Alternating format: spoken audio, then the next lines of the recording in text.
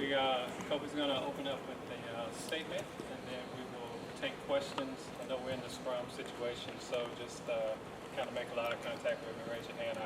I'll call on you so we're not talking over each other.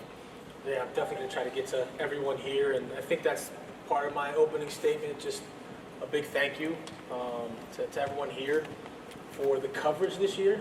I know we had an incredible story on the basketball floor, but you guys certainly helped us elevate the stories from within, and our players and the profile of our players and our guys, 3 All-Stars, and Coach of the Year, and that doesn't happen without this group here. And I also think because of how invested you guys were in this year and this season, is a disappointment because of how invested you were.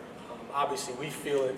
It's raw for us. We're disappointed how it ended, but it was a remarkable year on so many fronts, and you guys were all invested in this, and we're not going to go anywhere. We're going to keep fighting for that championship, and this window is wide open, we believe, and we're going to get into those questions, I'm sure, but just wanted to make sure I level set first and just say thank you, because I saw so many of these faces here every single day supporting this group and elevating this group to a national level. So thank you.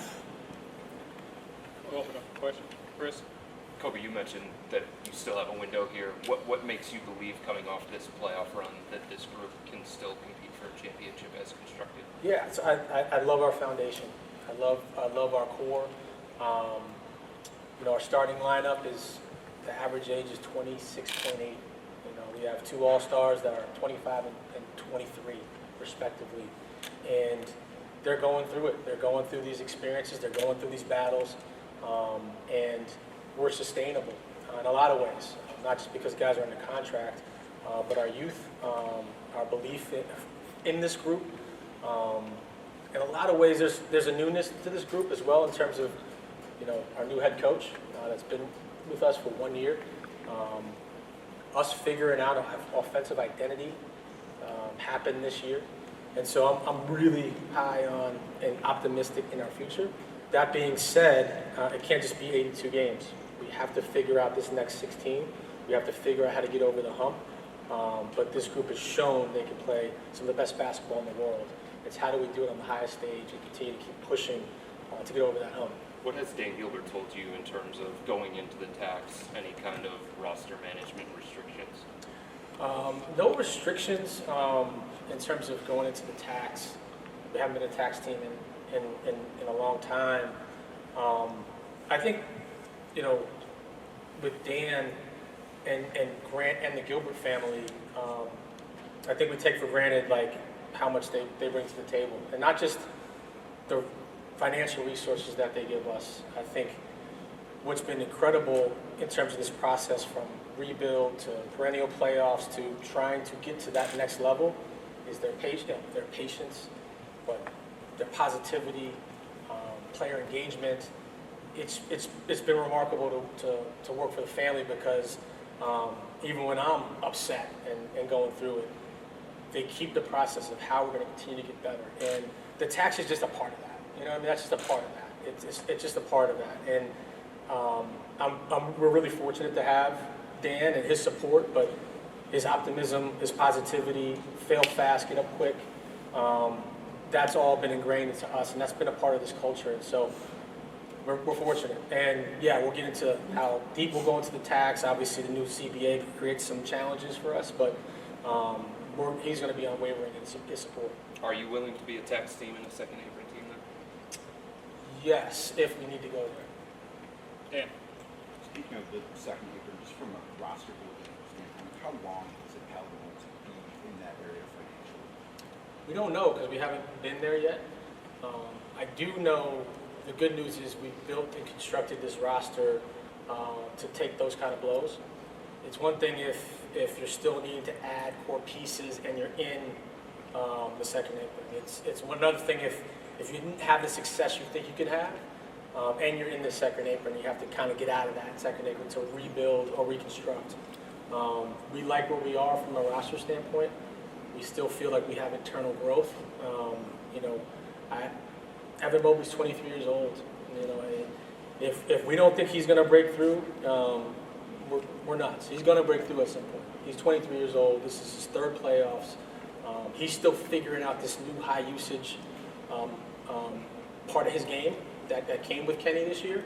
And so he's going to break through. That internal growth is something that we've always banked on, and we're going to continue to bank on. And so if we are a second apron team, we still know we have internal growth to get better. And so if we land there, we know we have the sustainability to retain our top talent. One of the things that a few guys mentioned that exit movies with us with the teammates is tough moving forward. Is that something you think can be learned, or is that something that needs to be acquired from the outside? So that's an interesting question because I think there's a mental toughness that you have to get for going through these failures in the playoffs. I think people speak to the physicality. It was a physical series against the Pacers, but watch every single series. They're all physical. They're all grabbing the hold. They're all pushing from afar. This was different because it wasn't like we were getting shoved around. We went into this playoff saying we want to win the possession battle, right? And we did that in large portion. We doubled the Pacers in offensive rebounding. So you think about those intangible hustle stats, we had 70 offensive rebounds, they had 35. So this wasn't a just push around, we're not tough enough. Like, there's a mental toughness that we're going to have to get to that a lot of the Pacers had. A lot of the Pacers had that experience of, conference finals. Pascal Siakam was a champion, second best player on a championship team. You think of the years that Miles Turner has been through, all the playoffs he's been to. Now he's been to 2 conference finals. We haven't got there yet. And I think at the end of some of those games, taking out game 4, I think that's what we saw. They made those winning plays at the end. And as much as we won the possession battle and dominated the possession battle throughout the playoffs, that one foul line blackout in game 2, right? That's a level of focus and winning that we have to get to. And it's going to eat at us. It's going to haunt us. But I just want to be careful on the toughness piece. It's physical. Of course it's physical. They picked us up 94 feet. They beat us up. Our point guard wasn't healthy. We couldn't handle that pressure a lot of the times. That's part of it. But if you want to talk about the toughness, intangible hustle stats, we actually won that battle. I think it was the mental piece, and we're going to get there as we continue this pursuit. Terry. Koby, you mentioned, you won the possession battle, rebound, all those things you went into. Yes, Garland was obviously not close to 100%, but their pressure, you had trouble getting the ball off the floor.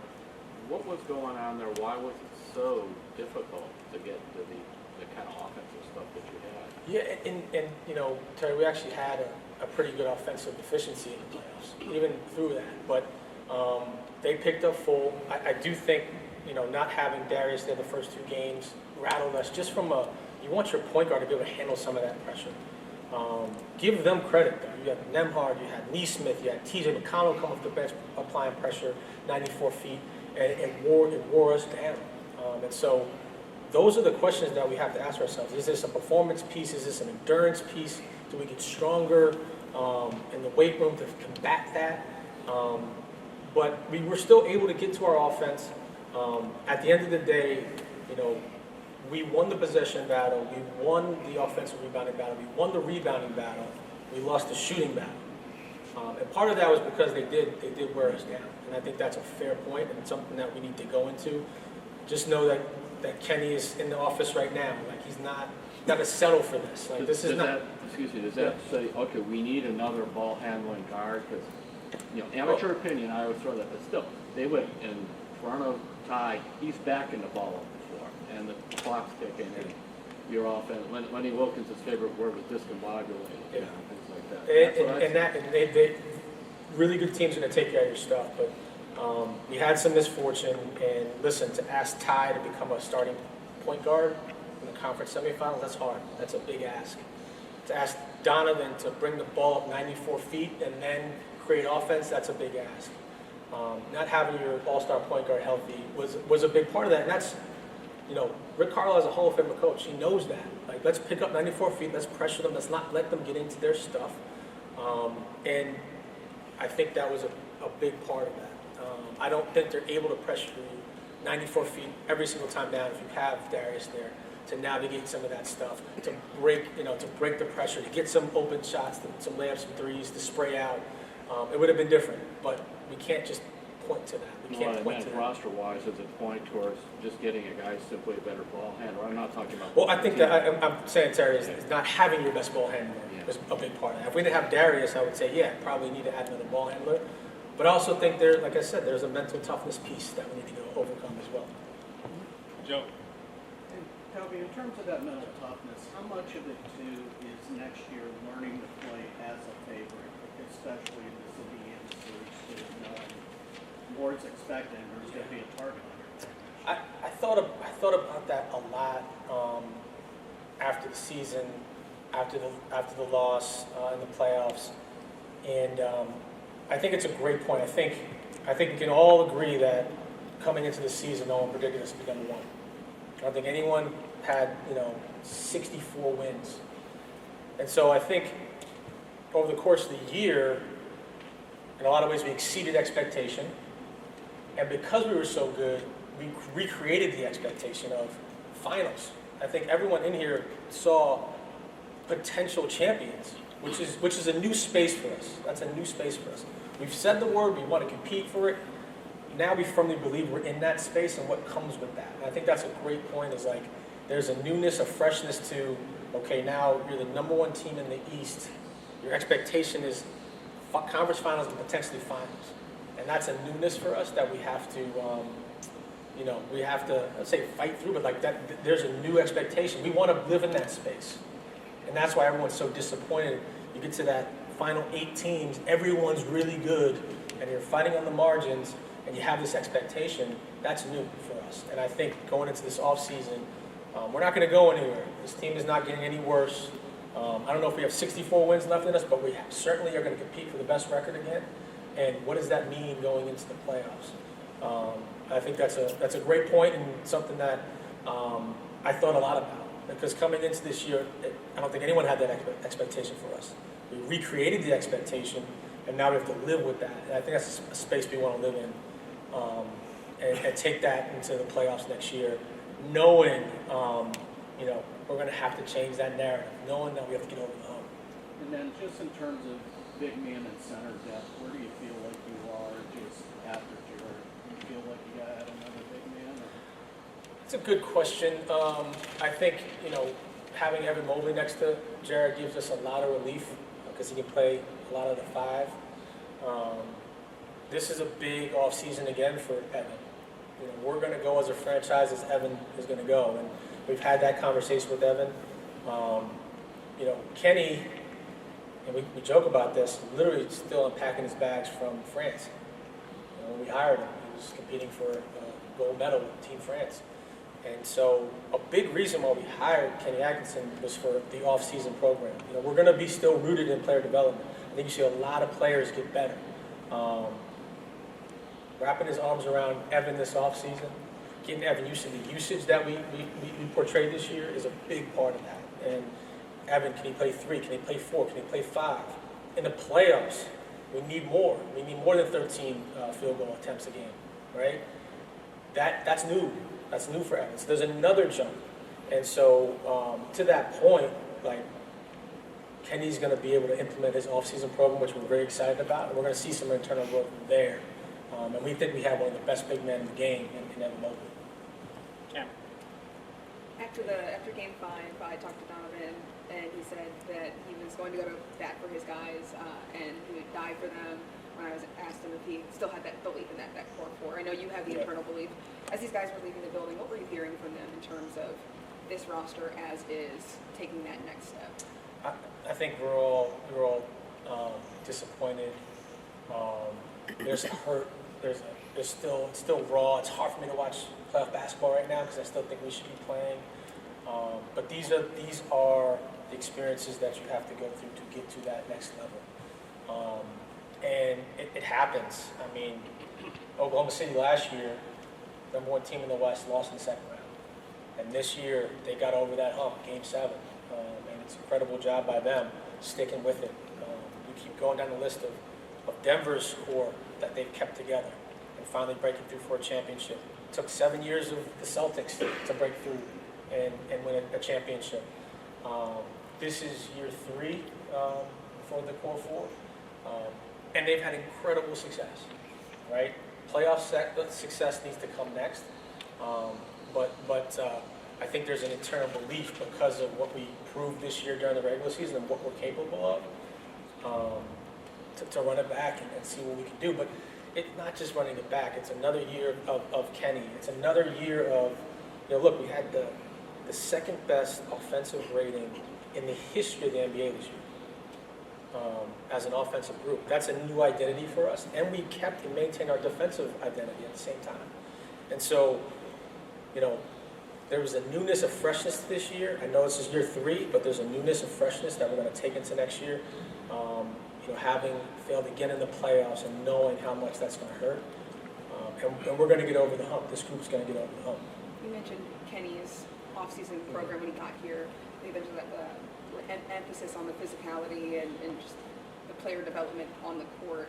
And you've been mentioning the intangible stuff that we can learn from this. Is there a way to foster that as an organization, the development of those intangibles, the experiences, the losing, and being able to take that mental toughness up to that next level? It just happened, right? It just happened. It just happened in round 2 of the Eastern Conference semifinals. Those are experiences that you can't teach. You have to go through them. And that has to eat at you, but it has to fuel you. And believe me, we're going to need more usage out of Evan in the playoffs next year. And so that's going to go into the off-season program. It's actually interesting, Terry probably should use them more as a ball handler, right, to alleviate some of the guards. That's going to go into an all-season program. So we're not done with internal development. And again, like I said, I'm not counting out a 28-year-old Donovan Mitchell who showed the most efficient year of his career and is dying to get to that next level. I'm not counting out 25-year-old Darius Garland. I'm not counting out a 23-year-old Evan Mobley. This is where we're going to get better, and this is where we're going to lean into. But we have to go through these experiences, as tough as they are, fail quick and get up, lick our wounds, and move forward. Spence? So you were just talking kind of about the offense being number 2 in the league and maintaining that defensive identity. Why do you think in this particular series against Indiana that offensive identity kind of went by the wayside? I think we had a level of misfortune, and I'm not like that. That's not an excuse, because you got to give the Pacers a ton of credit. And they have a great game plan. They have experience. They have a Hall of Fame coach, and they really shot it incredibly well. 50% from the field, 40% from 3, and we didn't match that skill set in terms of the shooting, which we did all year. We had a bad week and a half. I think we give them credit for being a conference finals team, which they were last year. I think we really do need to give the Pacers a little bit more credit. And when you get to that last 8 teams, everyone's really good, and it's on the margins where you get that win, that foul line blackout, right? Game 2 is going to haunt us. We're 1-1 going into Indiana. It's a different series, and we have to learn that. We have to learn that. You can't have a 8-second violation, right? You have to make sure we inbound the ball. We have to shove and push and get open, right? Those kind of things, right? We have to be able to do to win that game, to win that series. And so, it's interesting. Like we're scoring the ball pretty well. We were playing in the 110s and 120s a lot of those games. They just scored more. They outscored us. So we got to figure out, a few things. I think to me, there's going to be a mental toughness hurdle that we have to get over, and the Pacers did a remarkable job. And when you mentioned the Denvers and the Bostons and the OKC's keeping the core together and stuff like that, how is it difficult at all to not be reactionary when you have the same result 2 years in a row, just because it is a business where it is bottom line? Well, I'll say this. Last year, if we were going to be reactionary, then last year, after everything that was written about that group and all the rumors and all this and that, and we stood pat, and look what happened, right? I think the same thing now is you lean in even more to what we're building, the culture that we have here, the internal growth, the youth, the sustainability of that. I think there's a championship window that we have here that's wide open, and that's one that we're going to try to pursue next year and the year after and the year after, and so forth. So we're not done by any stretch, but I would say, like, if there was a time that we were going to crumble, it potentially would have been last year. Certainly not after what we've seen from this group this year. Is something where we're going to break up a group that's been together 3 years and has accomplished what they've accomplished and is ready to take that next step. As disappointing as this ending was. Jeff. Hey, Koby, you guys have won 163 games in the last 3 years, but only 2 semi-conference. So my question is there any chance that you guys are a better regular season team than a playoff team? I think, Jeff, you make a point of, like, we're never figure it out. It's never an exact science, but I will say that we've become very, very good at the regular season, right? 82 games, we've been brilliant. There's a 50-win season in there. There's a 64-win season in there. Last season was 3 All-Stars. And now the next step is we need to figure out how to win at the highest level. Everyone's juices are up, but everyone's competing at the highest level. It's more physical. And I think for us, I'd rather be where we are now, trying to figure it out. Being one of those Elite 8 teams that are trying to figure out that know we can come back with that strong group again. This is where we want to live, right? With the expectation of championship. And when we fall short of that, everyone's upset. I want to live in that space. I don't want to live in the space where we were 3-4 years ago. When we were worried about ping pong balls, right? When it was 19 wins, 22 wins. Like, I love the trajectory that we're on. That's why I love this foundation. And we're going to keep pursuing that championship. But to your point, as many games as we won in the regular season, that has not translated to the playoff success. And we need to figure that out. Jason. When you're talking about toughness, I'm just wondering if that would involve some injuries and playing through. I think, Jason, there's a level of misfortune that we had this year, only because I feel like we navigated the regular season so well with injuries. This was by far and away our best year from an injury standpoint, or prevention. I would actually call it prevention standpoint, with the plan we laid out, with how Kenny used the bench to alleviate minutes throughout the year. Darius played a career-high 71 games. You had Donovan in the 70s was the first time for us, 71, I believe. Jared Allen played 82 games. Evan was at 71, I believe. So that led to incredible regular season success. The misfortune, certainly with Darius' toe and Evan played through injury, to your question, even though he sprained his ankle pretty bad. But, and I'm not using this as an excuse at all, but there's a reason that the 4 conference finalists have 0 rotational players missing. 0. Knicks, Pacers, Oklahoma City, and Minnesota. 0 rotational players missing. And so when you get to this level, and it's the highest level of basketball, and you're not 100% and you're chasing it, that impacts you. And so I think the hard part was the plan that was laid out over the course of the year was phenomenal from a performance standpoint.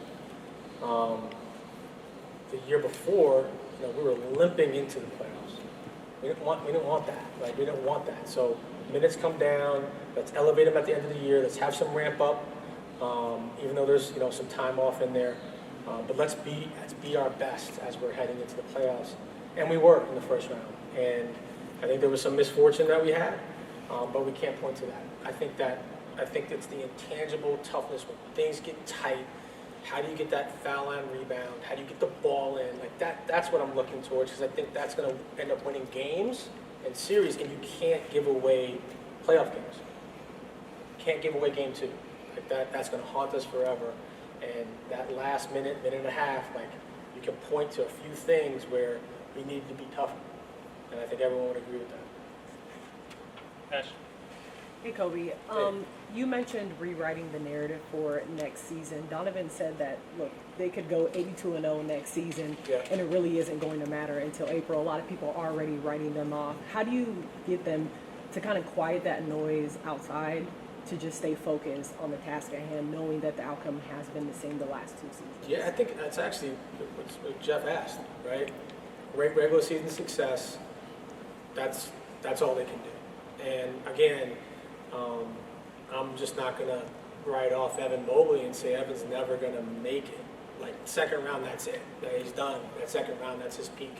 There's no chance. I'm not writing off Donovan Mitchell. But that's internal, right? That's internal. Externally, the narrative's going to be the narrative. People are going to write what they're going to write. We have to change that. That's on us. That's not on you guys. I don't need you to combat and say, well, they were the second best offense. Look, all the stuff they've done, 64 wins. Like, we have to change that narrative. And the only way to do that is win. If we won that Pacers series, there would be no questions about toughness and regular season team and all. We have to live in that space. We have to own that space, and we have to create our own narrative and have a great regular season because it's important. I still think having the number 1 seed was so important for us, and it's going to be important for us. So we still have to compete for that. But knowing once we get to the playoffs, unless we get over that hump, that is going to be the narrative that's attached to this team. There.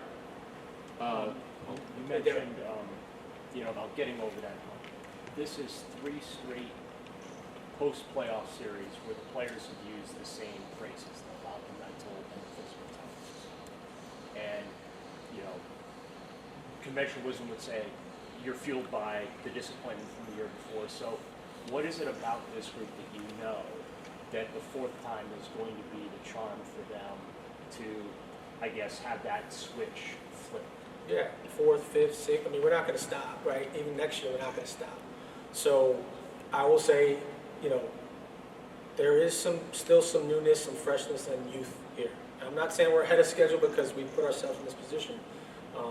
But when, one of your best players is 23 years old, you have to live with that. You have to live with that.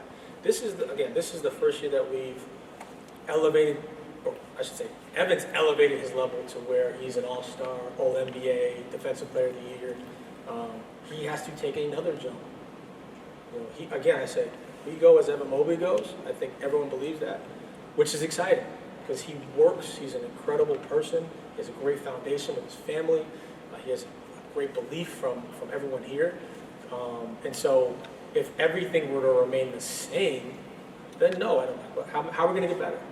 But if you don't believe a 23-year-old Evan Mobley is going to continue to make these jumps and leaps, then you're not studying it. You're not studying the evolution of great players.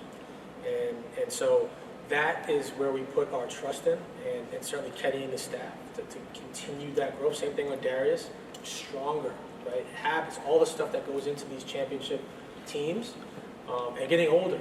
I think they had some veterans. They had some vets that have been there, championship, multiple conference finals. We're just starting, and believe me, I think we are at so much more in the beginning of the story than the end of the story. Even in year 3, right? That's the beginning of a core that's shaping themselves, that's had tremendous regular season success, and that's going to realize this is what we have to do to get to that next level.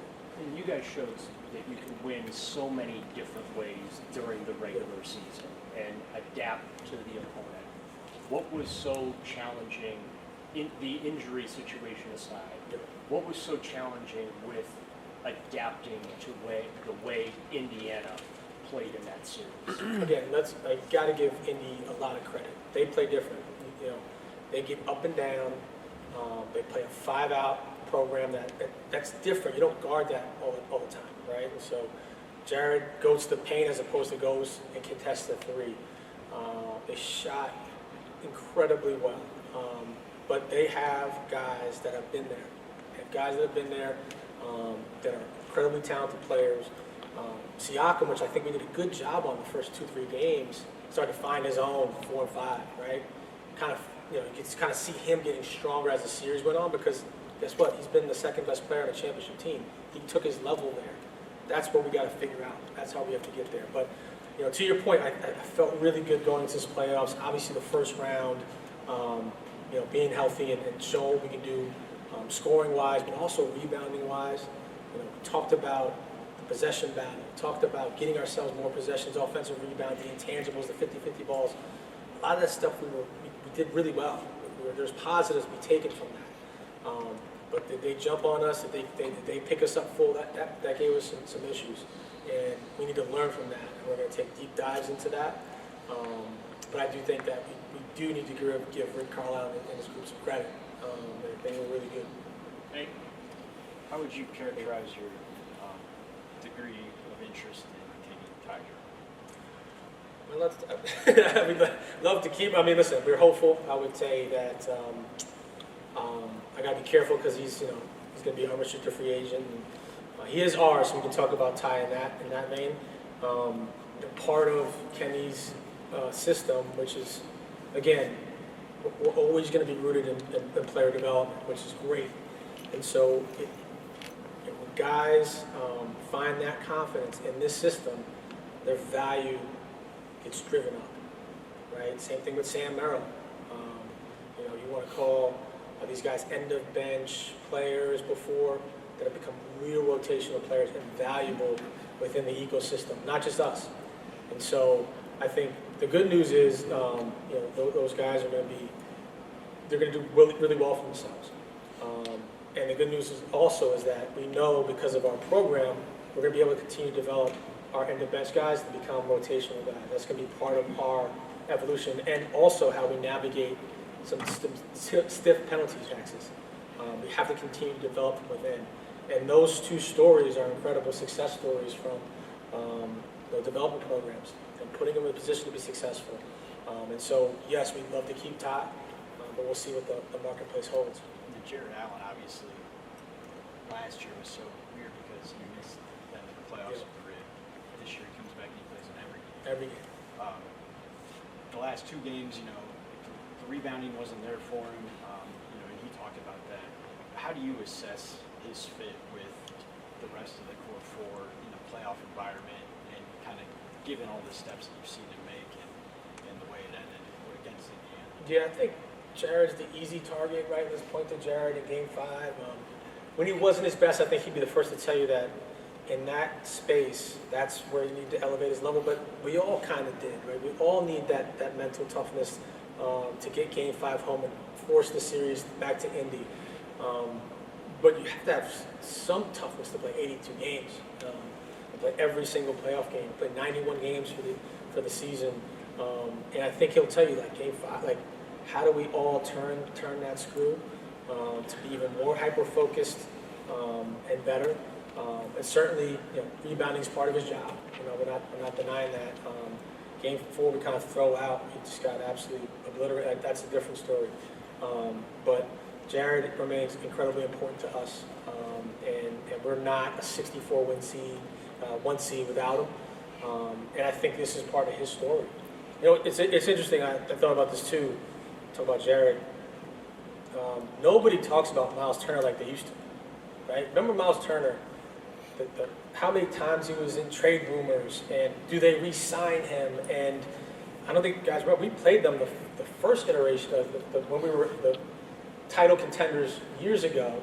We played against Miles Turner, and that Indiana Pacers team went to 5 straight first-round playoffs and lost. And all of the, do we re-sign him? Do we trade him? And now Miles Turner is an intricate part to what the Pacers are doing. 2 conference finals. They're not who they are without Miles Turner. And so, again, we got to take caution before we say, well, we'll be better out without Jared or find something better.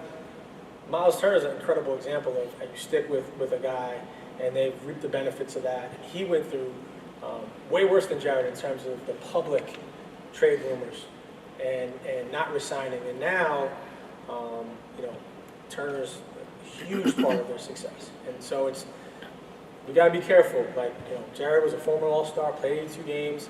You're not going to get much better if you're talking about moving away from Jared. Jared's an important part of the score. Jim. Yep. How do you balance the patience that you're preaching with the weight on these young guys with the urgency to win a championship? There's always going to be urgency.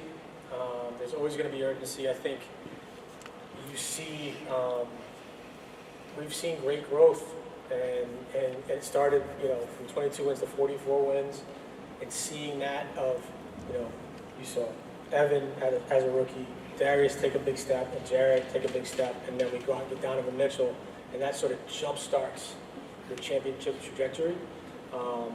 And now we firmly believe in that group of players. They've actually answered a lot of questions in terms of can they fit together. And now it's time to really take off. And like I said, I want to live in this space where you're asking that question. How do you have the patience? Like, yeah, we have patience because we keep knocking on that door. I want to be in that space where we're the final 8 teams, we're the final 4 teams, and if we don't get it done, there's a level of disappointment and frustration, and how do we come back and go after this thing again? That's the space we want to live in. But I also will say, the patience comes from up top, from Dan. Like I said before, we all, talk about the resources, and the best example is I want to, at some point, when you're downtown by Tower City, go by Huron Road and just take a peek over and look down the river. We're like 2 months away from topping out the most massive practice facility complex in the world. Like, that is doubling, tripling down on culture, player experience, engagement, all of it. It's growing rapidly. It's incredible what's going on down there.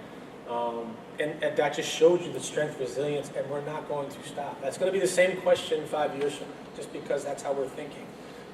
And we have the talent to do it, we used to do it, so this is going to be a long runway, and so it's almost part of it to have that patience. But you can have that patience if you have the talent that we have, the guys on the contract that we have, and the ownership that we have. I think the second apron makes it a little harder. Yeah, the league did that to us. It's unfortunate. Actually, I don't know if it was intended for small markets, but intending the small markets worse than the teams that were so extraordinarily into the tax. It was to take them down a notch. But no, finish your question. It's part of it, and we have to figure out how to navigate it. But we'll figure it out. We'll figure it out. The one thing it does allow you to do is retain your best talent. You got to make some tough decisions, and it puts downward pressure on the roster. But we get to retain our best players, and that was the hard part. That was the heavy lift from the 19-22 wins that we had for 3 years. The heavy lift was how do we get the best talent? And now we know we have that in-house. Now we have to refine it, right? We have to get better in terms of playoff situations. How do we win on the margins? All this stuff. How we get stronger? How we work on our diet, our sleep, all this stuff that goes into winning. The heavy lift was getting the talent here. And even with some really stringent rules put in place, we can keep our top talent. Terry. Koby, two things that revolve around Garland. Number one, are you concerned about his durability? And then secondly, the smaller backcourt. Yeah. So I think one, we can dispel that Darius and Donovan can't play together. That can be thrown out in terms of their success that they had together this year. 2 All-Stars, All-Star backcourt is pretty phenomenal. Darius's durability, he played a career high this year in games, at 71 games. But I do think there's a level that he can get to that he hasn't tapped into yet. And it's a conversation we've had with Darius.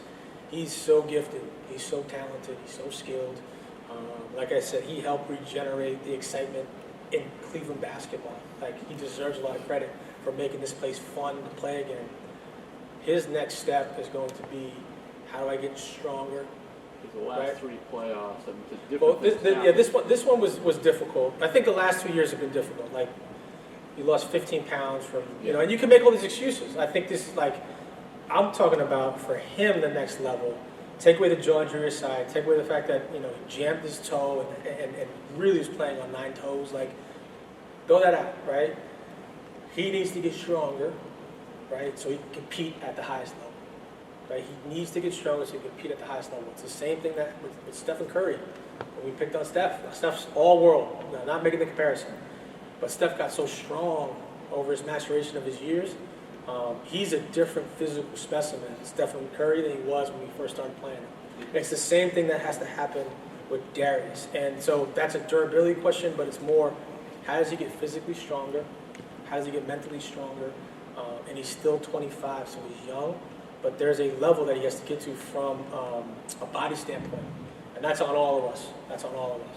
The 2 small guards, you talked about regular season success, but how about in the playoffs? Does that change? Do you see anything there? No, I wish we had the healthy backcourt against Indiana. But this is who we are. We supplement what you would call the small backcourt with tremendous size and length. Adding DeAndre Hunter was a huge piece to that. I also am excited about having DeAndre for a full training camp and how do we implement him. And there's a lot more there from DeAndre that we haven't tapped into yet, even from an offensive standpoint. So I think that we have enough there to be. Look, we were fourth in the playoffs defensively. So we actually took a step up in terms of the defense, because that would be what you point out to, right? We dropped defensively because we don't have the height from the guard perspective. We actually ramped up defensively. And so we have the personnel around to absorb that. To me, we have to get over that hump, and it's not one thing you can just point to. There's several things, and we're doing a dive on that, and we got to improve. You covered everything, Koby, but just real quick, I was curious, what's your timeline for rebounding? Even us, we're just covering, but there is an emotional investment piece. You can empathize with how fans feel and just how you guys feel. What's that timeline typically for you look like to really digest and feel like you can rebound? And then do you have a pulse on how players react too, or is that just something you entrust to Kenny in the offseason program? Oh man, that's a great question. I don't know if you fully recover until you start playing basketball again. And that's part of it. We care a tremendous amount about the players, their families, their well-being. There's so much spotlight on them, from social media to how the game's covered, to the immediate reactions. That takes its toll. It really does on these guys, especially now. And you can't have it all right now. You just can't. And so this is part of our story. It's part of our experience. For me, I'm still raw. It's still emotional. Still disappointed. It's hard to put on that basketball game because everyone saw the level of basketball we were playing this year. Some of the best basketball in the world. And so can we get to those heights in the playoffs? And that's the question that's going to linger in our heads and in our hearts all off season. I think it's going to fuel us. But I also know I don't have a timeline on when I'm going to not be depressed, right? But I'll get over it. And part of it is we have great attitudes in this building. We have a great culture. I came in today to get ready for this, and Kenny's already working out, and he's got all these ideas. And I said, Kenny, you want to take the press conference from me, man? Just you can do it. So we have the belief from top down. We have incredible culture, our guys. This is genuine. We have everyone that wants to be in Cleveland, right? This is what we created here. That's genuine. So it makes it easier. If we're going to an off season full of questions and controversy, we got to get better on the court. All the other stuff is great, and will continue to grow and be great culturally, and our player engagement and families and all the stuff that we've grown here. It's the 94 feet that we know that's what we need to tackle, and that's okay. That's part of it. Last one, Chris. Koby, you were mentioning trying to take that next step, and Evan's a part of that in his growth, and Darius and his growth. How can you get those guys on the same timeline as somebody like Donovan, who is clearly more ready for playoff basketball? That's Donovan. A big reason why he resigned, right? Is Evan Mobley and Darius Garland, and obviously having Jared Allen to help protect the rim and be who he is. But when you sit down with Donovan, and again, let's give Donovan an incredible amount of accolades and praise for what he did this year. He easily go out there and say, I want to average 29 points a game and chase the MVP. That's what he could have done. And he said, I'm going to take a step back because I want to get Darius back to an all-star level, which is going to help his confidence and help our runway. And Evan has to take it. I want to play with Evan in that second unit so I can force feed him. I'm not going to go crazy. Second unit, he could have gone crazy and try to juice his stats. That's not what he did. I want to force feed Evan and make sure he's going to be ready for the playoffs. And that's not going to stop. That's not going to stop. And I think we got to give Donovan so much praise for his leadership this year. He's had maybe better statistical years, even though this is one of the most efficient years he's ever had. But he took a step back in minutes. He took a step back in usage and field goal attempts to make sure that these guys grow, because we have to get them there, right, to meet Donovan's level. There's no doubt Donovan's on a very, very high level. Even though he's never broken through, he's one of the best players in the NBA. We're fortunate to have this kind of leader that's really selfless and cares and genuine and wants to be a part of this community. He knows his job is how do I get this, and that's on us too. It's not just Donovan. It's on Kenny. It's on myself. What are we doing all throughout the course of next year to get everyone ready for higher usage in the playoffs, right? But let's give Donovan a lot of credit on that question because he made a deliberate decision to resign here, knowing a lot of other options. It was well documented, but like Evans 22, 23, we have to wait this out because when he hits, we're gonna hit, and we're a lot. Listen, this year was new because Evan did hit, and so there's a lot of newness to that, and now we have to take that into the next year and really build on that, and that gives us, like I said, this championship window that we believe we're going to pursue this thing again next year and the year after and the year after because Evan's going to continue to do this, and I think Donovan saw that. And then last year you had some ambiguity with Jarrett's injury, and then this year with Darius as well. Do you feel like there's anything that you guys have to do differently from an organizational standpoint in terms of injury designation, classification, so that some of these things don't continue to happen to your guys? What do you mean classification? Just in terms of how you classify the injury day to day, questionable versus doubtful, things like that, so it doesn't raise questions to everybody about what's going on with these particular guys. Yeah, I think the bigger question is how do we, because that's just semantic. That's again protecting our own and making sure that we give ourselves a chance to win versus designation. I think the question is how are we healthy in the playoffs? Like that's more of a bigger question, and nobody has a crystal ball to that. We figured out how to be healthy heading into that playoffs this year. Donovan wasn't playing on one leg; he was playing some basketball heading into the playoffs. How do we? Like I said, the Final Four teams have 0 players missing from their rotation. We need to figure that out because on the margins, we can't have all-stars being out or half healthy or whatever the case may be. Hearing you on designation stuff, there's a way bigger question there that we got to figure out.